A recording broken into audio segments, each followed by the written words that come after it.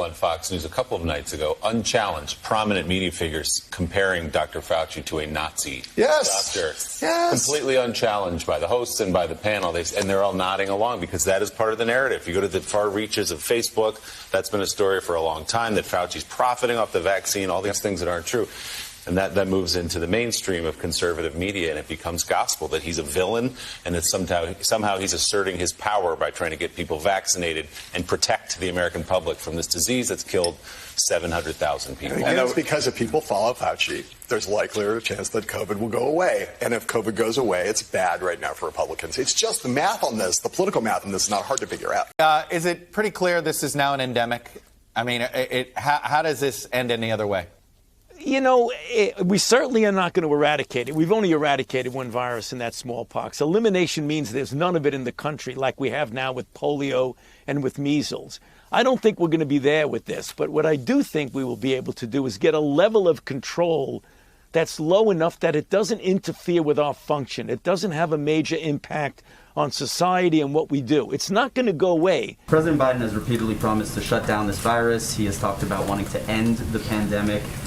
Is that still possible? Does he still believe that that is possible? Or are we starting to shift now, especially with the rise of this variant, to perhaps accepting that we need to live with COVID for years to come?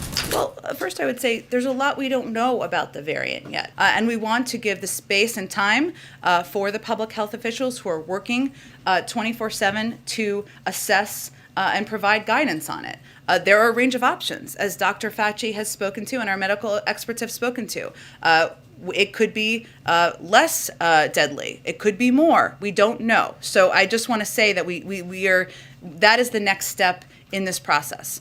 The president, and you'll hear him speak to this today, continues to believe that if we build on the bold steps that we've taken to date, if we continue to make the vaccines more accessible, to increase testing, increase masking, we can return to a version of normal in this country. That's what everybody wants and everybody would like to see. Okay, to the questions from earlier about messaging, what happened to President Biden's promise to shut down the virus? We're working on it, Peter. There's another variant here. Is the idea that you want people now to kind of wrap their heads around that the president, instead of shutting down the virus, is going to try to help people live amidst the virus and go about their lives, but COVID is going to be here? Well, Peter, what's very important for people to understand, and all of you are communicating to the public about what steps they can take to go back to normal or go back to normal life, something everybody wants to do. We're all sick and tired of this virus.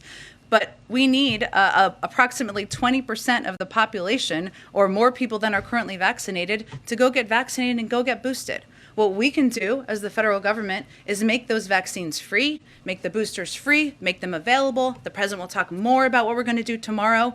But we need the American people to do more who are not vaccinated to help us continue to fight the virus.